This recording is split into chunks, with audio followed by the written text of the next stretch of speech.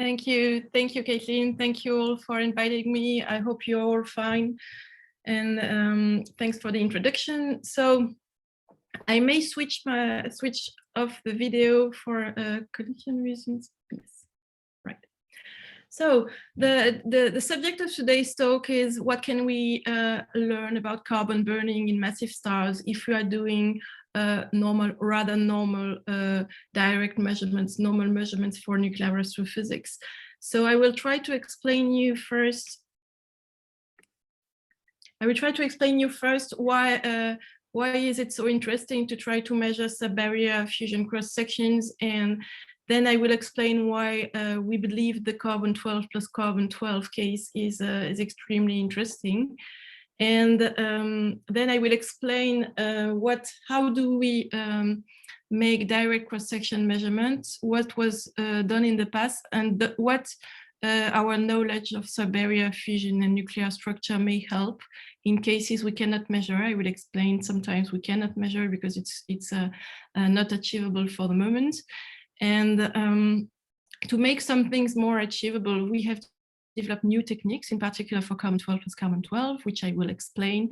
And those new techniques are all in a new toolbox we have for subbarrier fusion measurement, which is called STELLA, that I will explain, describe, and tell you a bit of history about that.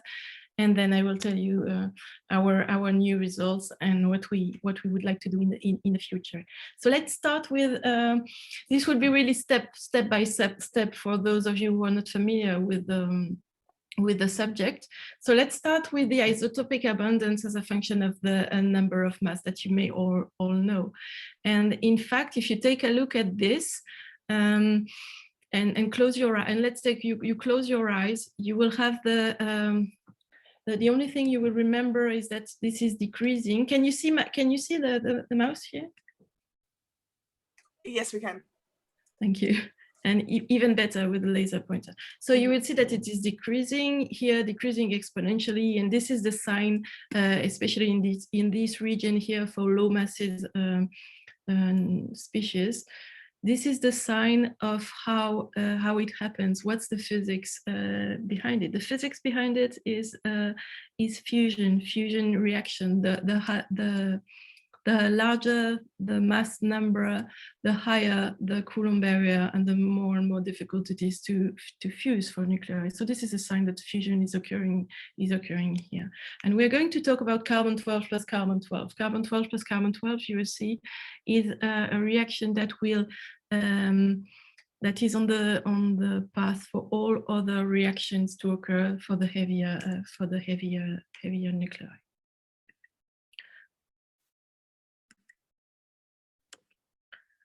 So carbon burning, why is it so interesting and so important to study carbon burning? It is related to stellar nucleosynthesis, and it's a very important phase in stellar nucleosynthesis. So what stars are we talking about? The way carbon is burned in a star critically depends on the mass of the star. If the mass is below, let's say, 8 or 9 solar masses, in fact, those stars will shed their envelopes during helium burning and become white dwarfs, and may degenerate in type 1a supernova, but are not considered for carbon-12 plus carbon-12 fusion or for carbon burning.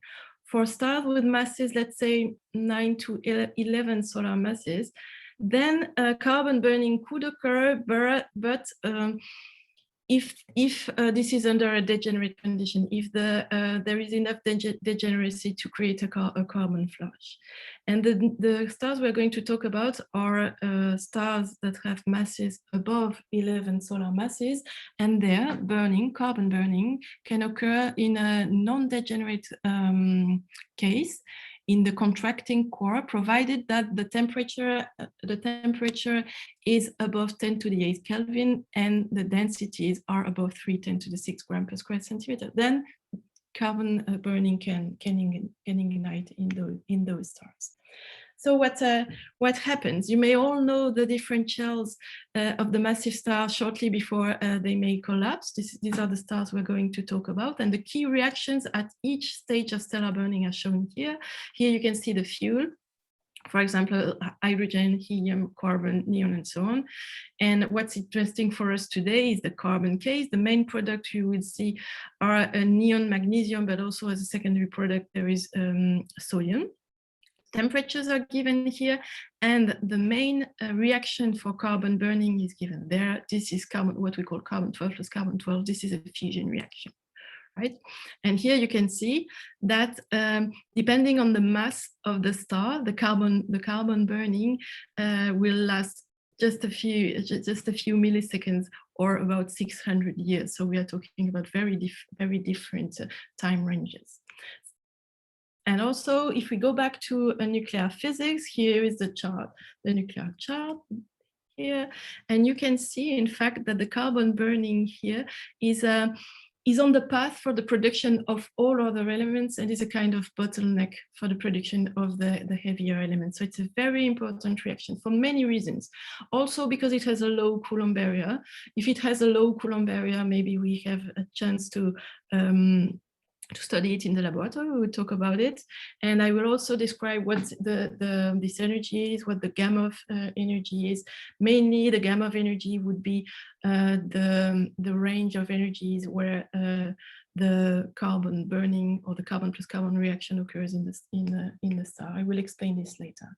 So it's very important. I told you it's very important for the stars. There are different burning phases, and each burning phase would characterize the evolution of the massive star by governing the energy production, the time scale of the phase, and of course the synthesis of elements. And this is illustrated here in a graph where you can see, this is a calculation, you can see the temperature as a function of the density, and you see that going on this path of the evolution of a star, there is hydrogen ignition, helium ignition, carbon ignition, the one we're going to study here, and the other ones. So what can we do as nuclear physicists? What can we do about this problem? What's interesting for a star is the reaction rates.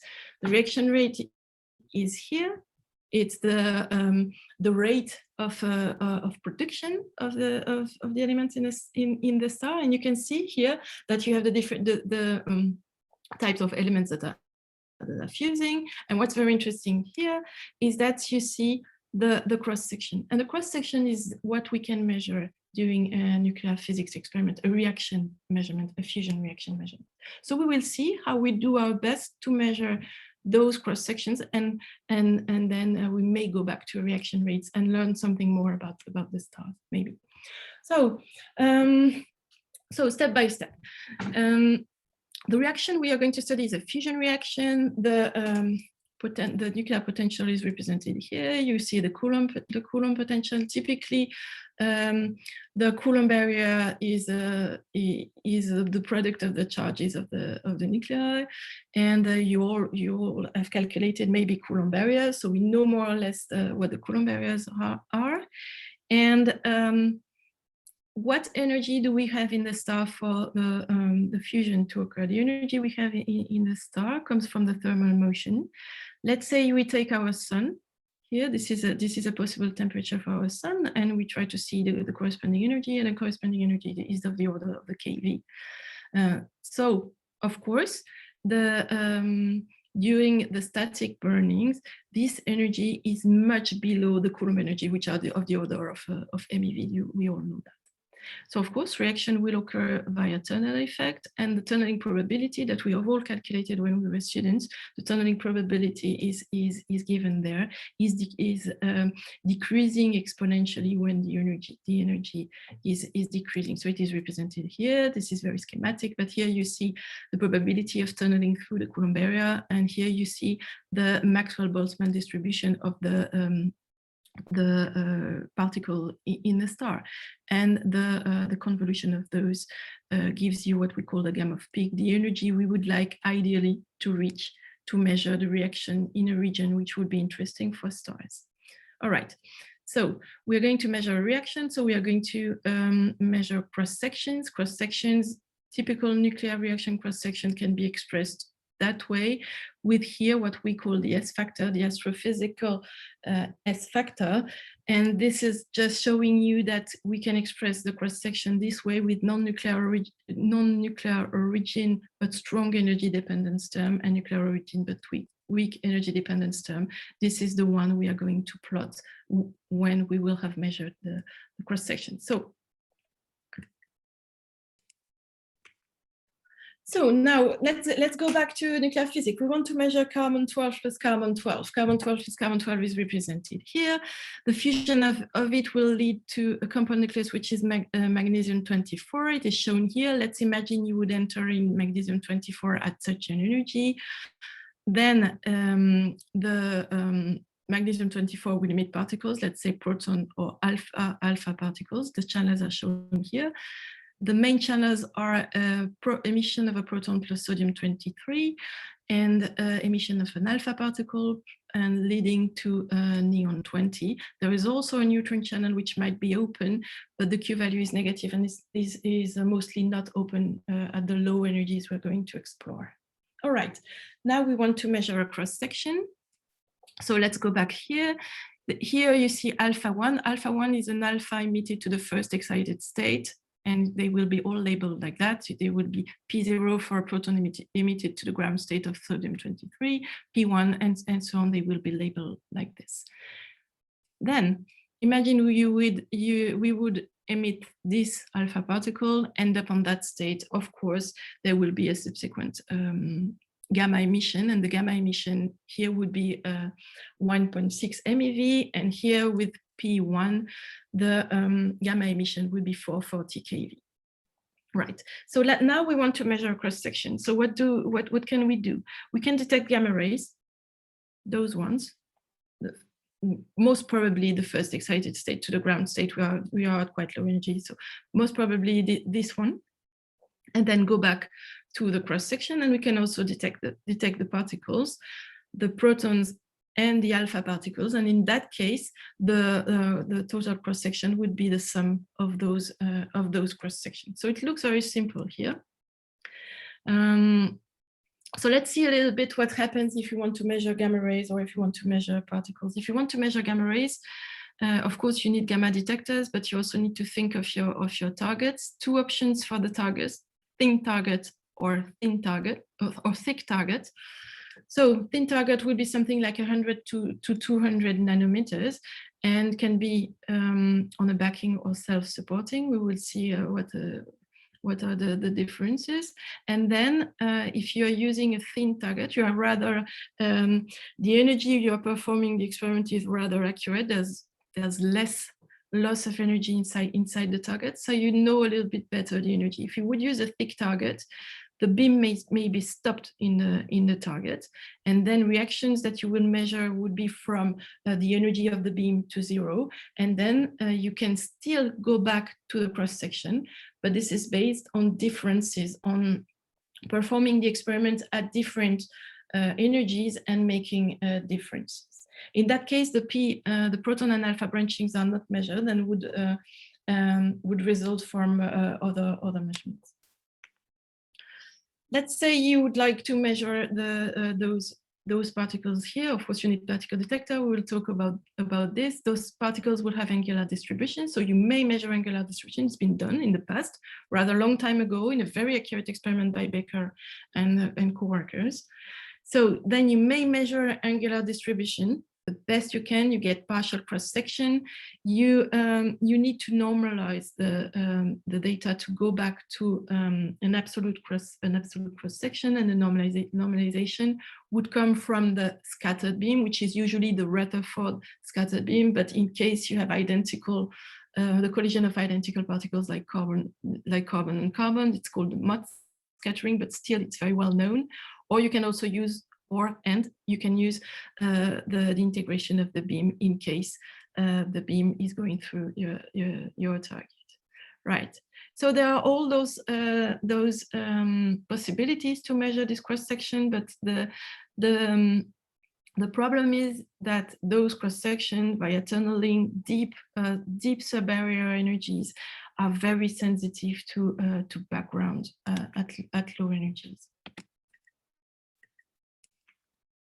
what kind of background? So what's the problem? The problem is you want to measure a reaction from the nanobound to the picobound range. So it's very small cross sections, and the backgrounds are there all the time. If you want to measure, if you want to detect charged particles, you may get background from the collision of carbon-12 on hydrogen or carbon-12 on deuterium. In the case of detection of gamma rays, exactly the same. You may get background from the collision on hydrogen and collision on deuterium. And you will see that proportion of deuterium in water, which is ubiquitous, this small proportion of deuterium is killing your experiment unless you find something to reduce the background, and we'll discuss about it.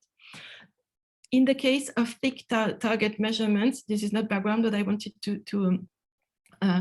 stress the fact that in that case, we would need to take differences of measurements at different energies. And of course, the error bars would accumulate in that case. But this is still a very good technique.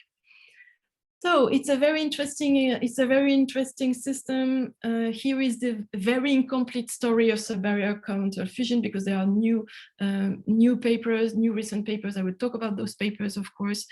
And this was more or less the status before we started. So what was the status before we started? I told you I will tell you a little bit of history about that. So this is the S factor measured at different energies by different teams.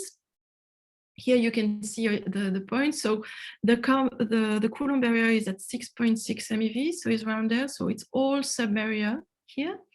Here I remind you of the main channels, and what we can see here immediately is that the cross section is oscillating. People call this resonances. Most of the time, the cross-section is oscillating here. And of course, when you go to very low energies, the cross-sections are tiny. It's extremely difficult to measure, and the error bars are quite large.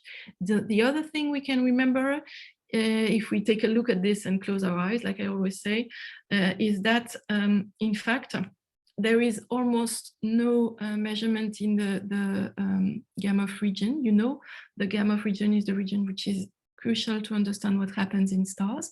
So there was almost no measurement around there.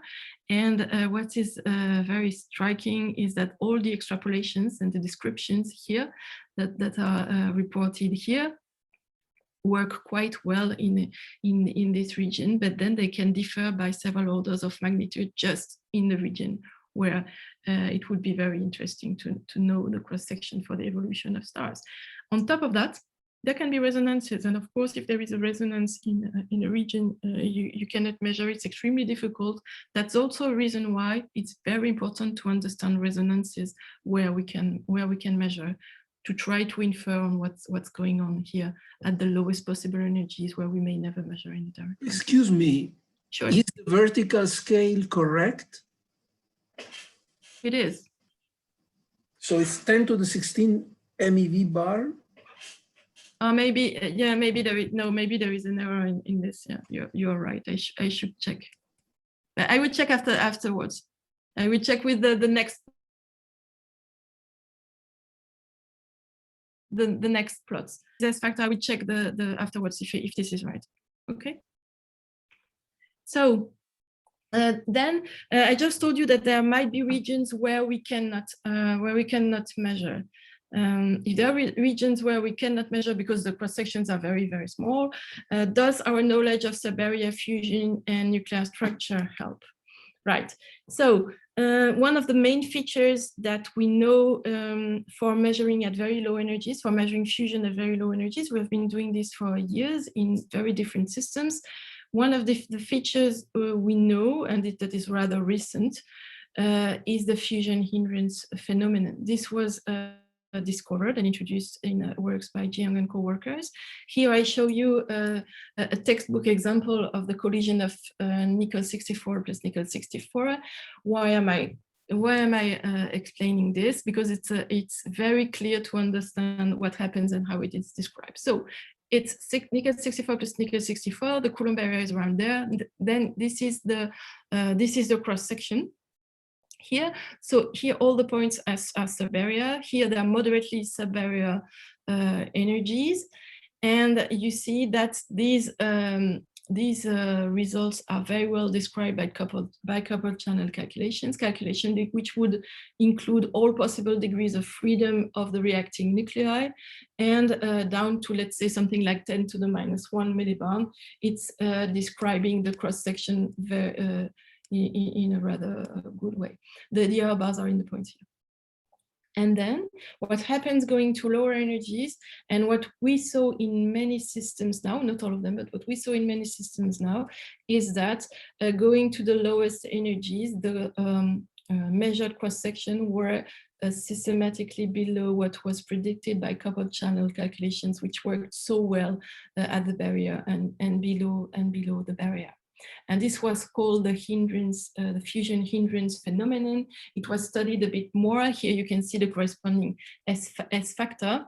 And of course, in that case, the S factor would have a maximum, and we can discuss that all negative Q value systems must have an S factor maximum because of the change here of sign. But the systems for which Q would be positive, it is not clear if there would be hindrance or not. And unfortunately for us, all the systems, the light systems, very important for astrophysics, are most of them, if not all of them, positive Q value systems. So we need to measure there. Maybe hindrance occurs, maybe not. Right. Okay, so explanation for hindrance very quickly. Lots of explanations have been proposed for fusion hindrance. The first one I remember was the incompressibility of the nuclear matter. It was introduced there. And the effect of this would be, for example, again, for a heavier system, calcium-40 plus calcium-40, the effect of this would be here. This is the usual potential, and the effect of this repulsive core would be that the shape of the potential changes. It is the barrier here is thicker, and this would result in hindrance of the fusion cross-section. Then there was a discussion by Hagino's team with explaining that this fusion would happen in two steps. First, there would be the capture in the two-body potential pocket, and then penetration of one-body potential, leading, in fact, to hindrance as well. A more recent explanation, I think there are even more recent papers, a more recent explanation was by Simnel and co-workers in Australia, and they were discussing that nucleons are fermions, and including in an exact way in the calculations the Pauli repulsion, and the Pauli repulsion will also give a pocket in the potential and some hindrance effect. All those explanations would lead to some fusion hindrance, which would be a property of nuclear matter. If this is a property of the nuclear matter, it may also occur in the light systems that are very important for astrophysics. So that's another reason to go and measure them. All right, so why measuring carbon-12 plus carbon-12? This is a very old graph from Stockstad and co-workers. This is the S factor for different light systems as a function of the energy relative to the Coulomb barrier. So Coulomb barrier is here, and again, if you take a look at the figure here and close your eyes, you may remember that carbon-12 plus carbon-12 is very different. And already at that time, those effects here were described as possible molecular states in magnesium-24 having a carbon-12 plus carbon-12 structure. So it's a very interesting system. It may show resonances, and if there are resonances, I believe this is the system where we would measure them. So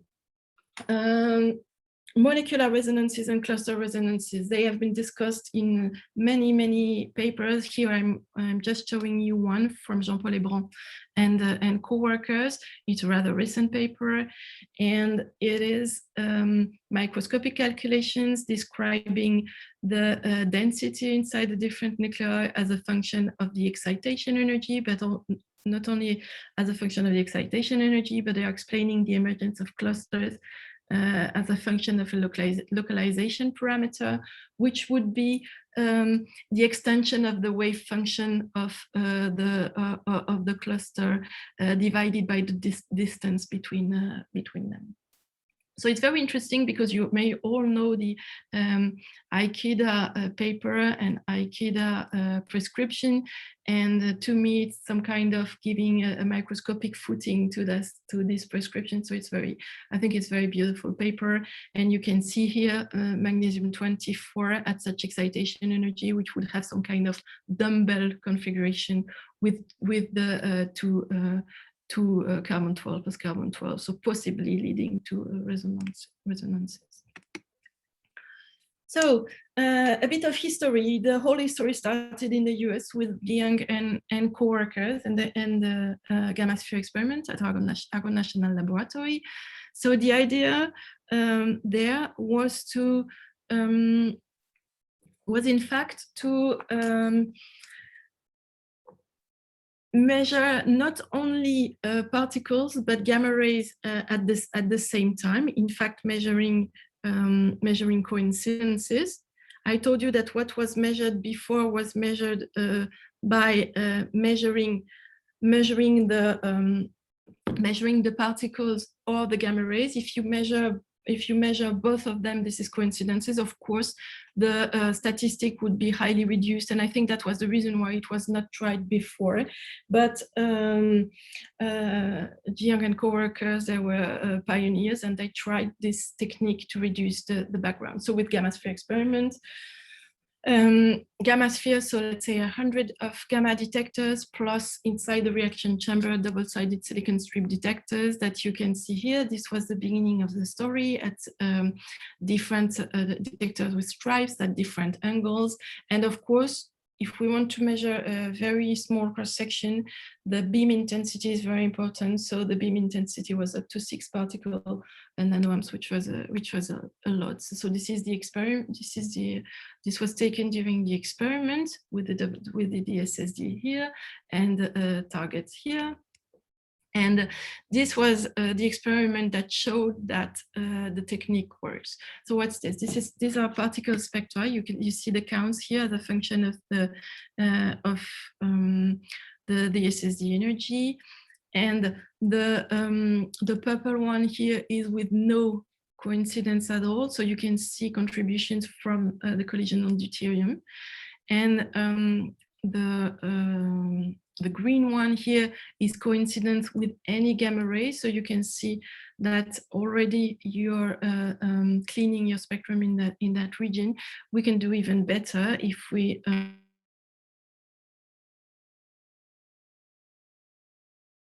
put coincident-specific gamma rays for the pitch, specific gamma ray for the alpha channel, the gamma energies we were talking about.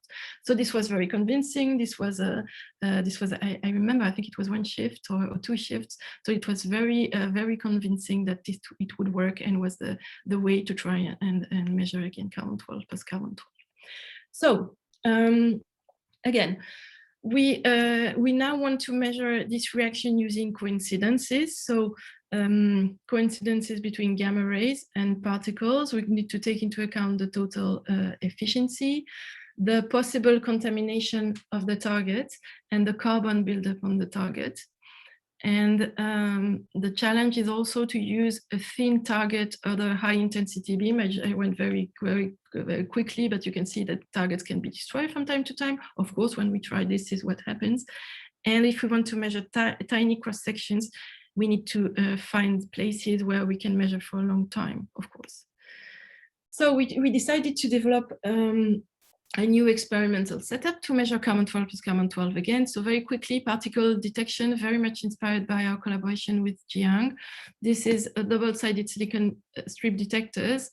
The chip is from Micron, but we decided to mount them here locally in Strasbourg at IPHC on material which is very low outgassing. Usually they are mounted on the PCB with plastic. So the material here is ceramic, so it's very low outgassing.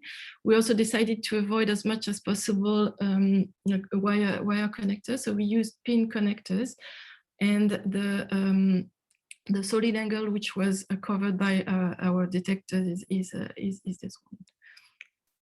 now you see them mounted here. It's very nice here, but you see frames here because we need to protect those detectors during the experiment with aluminum foils. So this is to attach the aluminum foils in front of the detectors. They're not here for you to better see the detectors. Then we decided to use different detectors. The first tests were made with germanium detectors, very accurate measurement of the energy, but lower efficiency. So we decided to try using lanthanum bromide detectors, 36 of them, from our collaboration with the Fatima collaboration from Paddy Regan and co-workers. We decided to mount them in a cylindrical geometry, combining the symmetry of the reaction and also the fact that we wanted to have the detectors as close as possible to the target. The construction was supported by the Strasbourg mechanics team and the York mechanics team as well. Of course, we do know that those detectors have some self-activity, and we will need to take this into account, or at least to get rid of this self-activity. And here was the resulting efficiencies at the energies of interest. So it does exist. We've mounted it, so you can see it here. Here you have a very nice picture from Marcel Heine. You can see here the 36 detectors and our reaction chamber, which is close here. Of course, during the experiment, this will be lowered down. All right, a few words about the target. The target is a challenge in itself. We need to use a very thin target, I told you, under the highest possible intensities, which are reported here. To do this, we decided to develop rotating target systems. So the targets here, they are, you can see they are mounted here. And this is about 5.2 centimeters diameter. And this is rotating up to 1,000 rotations per minute to evacuate the heat. You can also see here that there is a position for energies which are higher energies where we may use fixed target positions. Also, we've worked a lot on the vacuum in our system to avoid the carbon deposition, the carbon building on the target. So we are using a pump that will pump on the whole diameter of the chamber, a cryogenic pump that will pump on the whole diameter of the target chamber, reaching a vacuum, which is very good for nuclear physics experiment. And here you can see some of our targets. And here you can see better some of our targets with the track here of the beam. The beam is a little bit, the beam spot is a little bit large. This is also to not to put the heat on a very small point and not to destroy or to cut our target. All right, so this is how it is mounted. It was mounted in Paris, like Caitlin told you at the beginning.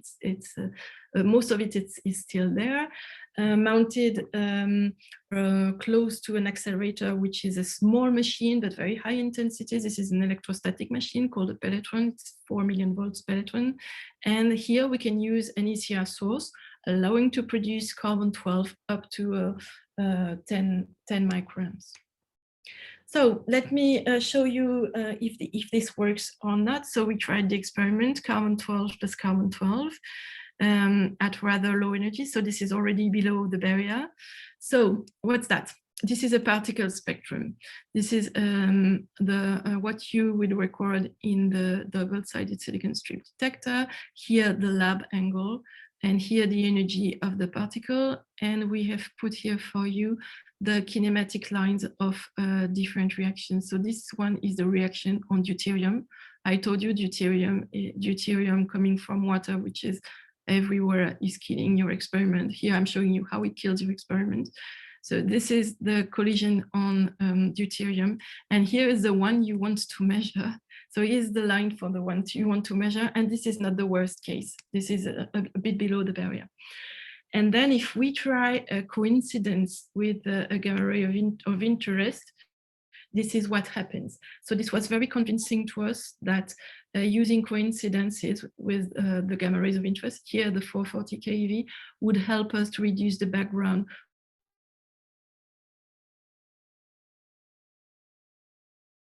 from the most important is to get rid of the background from the collision on deuterium, which is very close to what you want to measure. So we were then very, very happy. So we went on with the experiment. This is a spectrum without coincidences at the same energy here. And also we decided to use properties of our detector to reduce again the background, or to have better selection. You all know that the lanthanum bromides, they have very good timing properties. So we do also a timing, we also put timing conditions, for example, to isolate the alpha channels or the proton channels. You see here the energy as a function of the time difference with the gamma rays. And you see that the protons are all here and the alpha. Right, if you do this, this is a spectrum talking to you about that. You can extract all the P channels that are here. So again, this is a particle spectrum, particle counts at the function of the particle energy, and you can see feeding of the ground state, P0, first excited state, second, and so on, and at some energies up to P7, 8, or 9, and how you can put gates on the timings to isolate the different contributions, the alpha contributions and the proton contributions. Right. So doing this, we managed to measure cross-section and to have results for the S factors. So mainly, how did we do this? Mainly, we decided to start at rather high energy. High energy is a bit below the Coulomb barrier. It's 6 point something. So we started there. And the idea I had was to measure first in a region which is moderately sub-barrier, which is already sub-barrier, I must say, but in a region where we believe that all colleagues that I've measured before may have the right result, at least they all agree. So we wanted to check if we could more or less reproduce this region with this oscillation. So we started, this was, by the way, this was a commissioning of the accelerator was just installed. It was a commissioning of our experiment. First experiment they were doing with heavy ions. So we, it was a full commissioning, and we were very happy to see that at those energies we could more or less reproduce what happens. So this is the alpha channel, this is the proton channel. So this is the first regime we wanted to explore, which is a resonant regime or an oscillating regime, if you would prefer. And this gave us confidence that we were not completely off with our experiments. Then we decided to go lower in energy. So the whole thing is something like, I think, 2 times 6 weeks. So but there was a lot of commissioning, of course, tests and so on. So we decided to go to lower energies. Of course, it was impossible using coincidences. It is not possible to measure an excitation. It's not possible. It's very difficult to measure an excitation function with so many points. It would be extremely long. So we have chosen the points carefully. This is the points we have measured here. One side, the alpha channel, the other side, the proton channel, and this is the S factor we have extracted. One of the biggest challenge in this measurement, usually I think we only talk about measuring at low energies and measuring in the gamma window, but I think one of the main challenges was to measure an excitation function over 8 orders of magnitude, and still be sure that all the points have been measured the same way. So we had a lot. We checked a lot. The data here, and so the cross-section for carbon 12 plus carbon 12 was measured down to the range of 100 picobarns. Analysis was done by Guillaume Fouet, our student, and my colleague Marcel Heine. And the results are shown here. So you see, this is the last point we have measured. Here we have a point. Here there is a limit. I think we went, this point is 1 month. I think we went down to, for our first experiment, I think we showed that it worked, and we went down to what we could do with the time we had. So we went down to 2.16 MeV. And about the interpretation of the data, I think there are, this is very schematic, but there can be different ranges. In this range here, we have measured that our experiment, which is called STELLA, does work. And in this intermediate range, which is already extremely sub-barrier energies. In this intermediate range, we have a description which would be more a hindrance description. Chi-squared tells you that hindrance is what describes the best the data here.